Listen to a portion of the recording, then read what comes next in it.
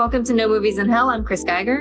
I'm LaClaw Scott, and today we are reviewing Francis Ford Coppola's Megalopolis. Which just came out this week.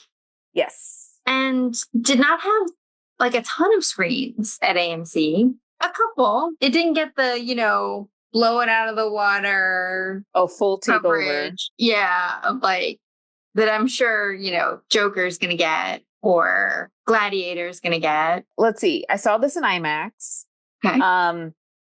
The first night, it was fairly packed. I didn't really know much about it going in other than, this is kind of like his magnum opus. He has invested a lot of his personal money into this. It was intriguing. I just thought this was all over the place in terms of dialogue, in terms of the messaging. I appreciate it for what it is. Going in, I had no idea. But I still, leaving the theater, was like, what did I just see? Same. It was all over the place. There were storylines that were created, that were spun up, and then they just like abruptly shut down. Yes. Like Nush was going to take care of it. And then all of a sudden there's a statue of Nush. Like what happened to him and how long ago? Because how did they have time to build this statue? Yes. Yeah. Time was not of the essence in this movie. He can stop time. Oh, Yes. I guess that's a spoiler. Or is it? I don't know. He has this ability to do this. It doesn't really benefit him in a way that like you would think being able to stop time would benefit someone. Also, I was very confused at the beginning because it seemed like he was running for mayor, but I was never really sure if he was good. Because at some point somebody said the impending mayor, and then they never picked that up again. Like, is he running for mayor or isn't he? Or does he have to campaign at all? Because he's not campaigning at all. Yep. And the old mayor seems to just still be the mayor at the end of the movie. When do they vote? And then his cousin, I guess, who also was actively campaigning. And there were just multiple storylines that didn't seem to go anywhere. He's keeping his wife alive, or in somehow, like they never found the body. So the illusion is that they're alluding to the fact that he's keeping her body somehow alive or somewhere because that they can't find it. And I was like, okay, so it's New Rome. Somehow we dialed it's supposed to be of the century, but somehow it dials back into where people read newspapers. There's television, there's no cell phones, and a man is supposed to build this megalopolis, and it is supposed to solve future problems and not the current problems, whereas the mayor is saying, hey, we need to take care of current problems, but somehow this man is able to get the permits and whatever to demolish buildings to make his future state. And then the mayor's daughter goes to intern, essentially, or work for him to also get intel for her father, and finds out that he's basically like has a bunch of kids test these things, like I guess concepts of a mega city. And this mega city is supposed to solve all these problems. But he needs money. It was all over, the shots were all over the place because the cousin, and he's running for mayor and he doesn't like Caesar. And then the grandpa who owns the banks, I tried to follow. I understand that the actors were trying to do the best they could with what they had. yes. And they were probably super excited to be in a Francis Ford Coppola movie. Yes. A lot of the dialogue and mannerisms were definitely from the early 2000s. I just don't know. I agree. Let's go to the slides. Oh, wow. Okay, I have a quick question for you. Did you attend a screening with which someone in the audience asked a question, like during that Q&A area, like part of the movie? So that didn't happen in mine either. I guess, it's supposed to be like an interactive part where somebody from the audience who's supposed to come from the studio, it wasn't just supposed to be like at random, asks a question, and Adam Driver's character Caesar is supposed to answer it. Oh, I think it's only happening in like a couple of theaters, um, but interesting premise. But given a lot of what's going on in the movie, it's just an extra added element. I see that my scores may be very generous. so I felt like the acting, it was hard to judge, right? They're very talented actors that were recruited for this movie. So no dings on their part. From like, I think they were just taking direction. Yes. And using the script, and they did what they were told to do to create the vision that Coppola had. So, two.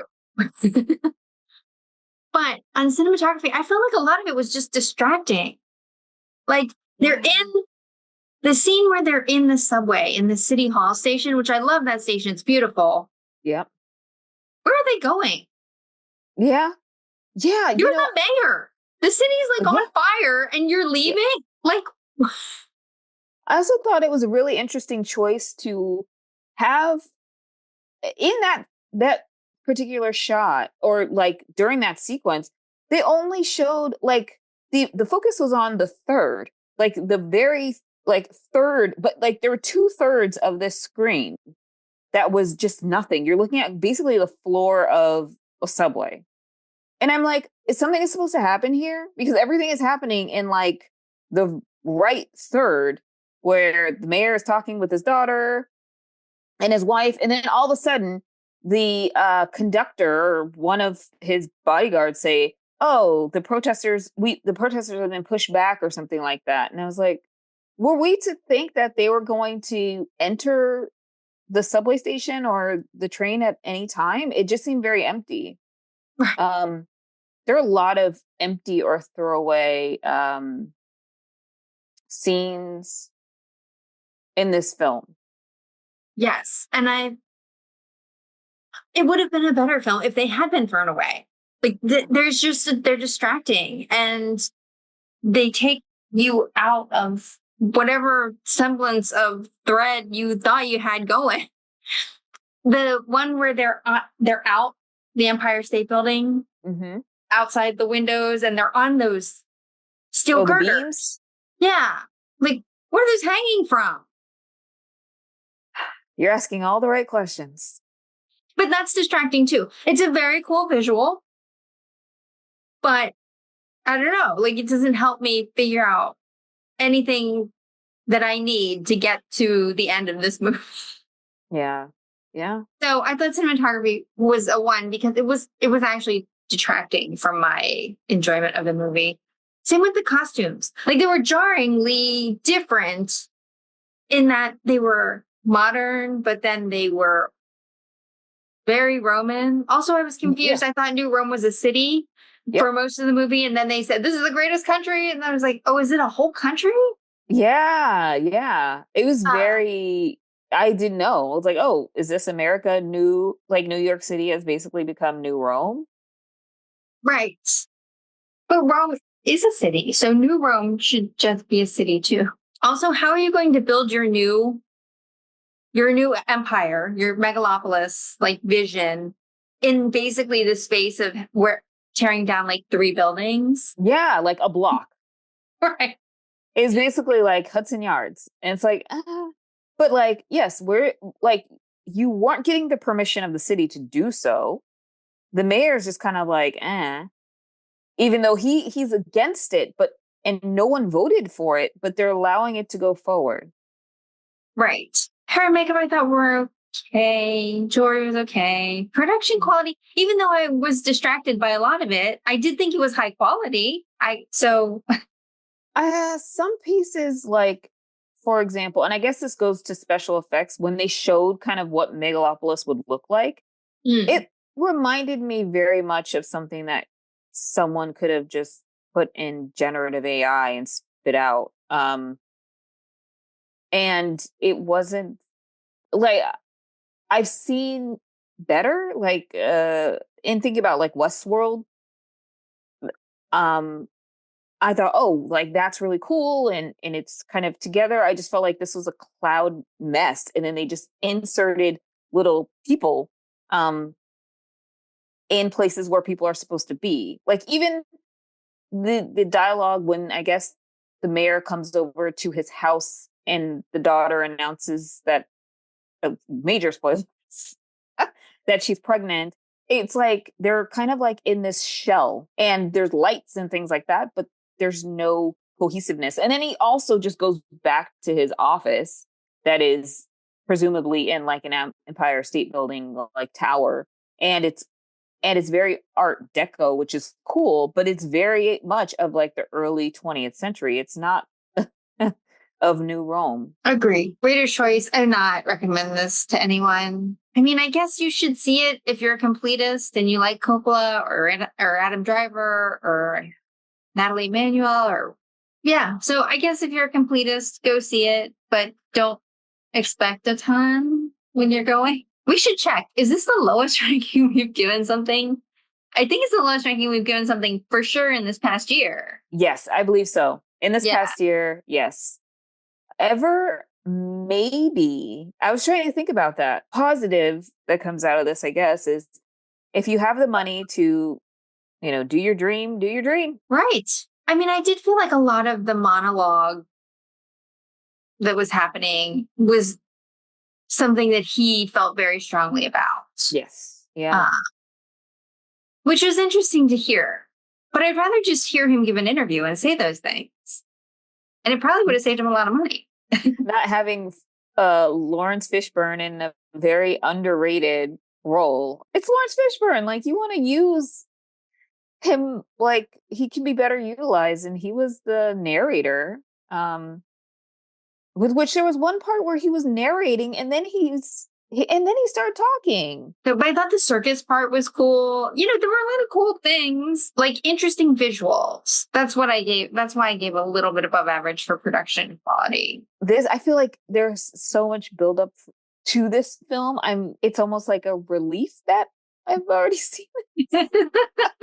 But I am looking forward to, I'll probably end up seeing Joker 2, Venom 3, Wild Robot. I was on the fence. Now I might be a fan. Nope. What about you? Yeah, Joker for sure, because Dax wants to see it. So we'll probably see that next week while we are out of town.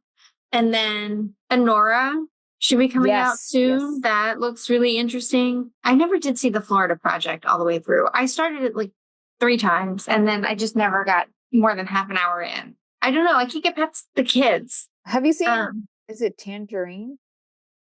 I think that was his first film. No.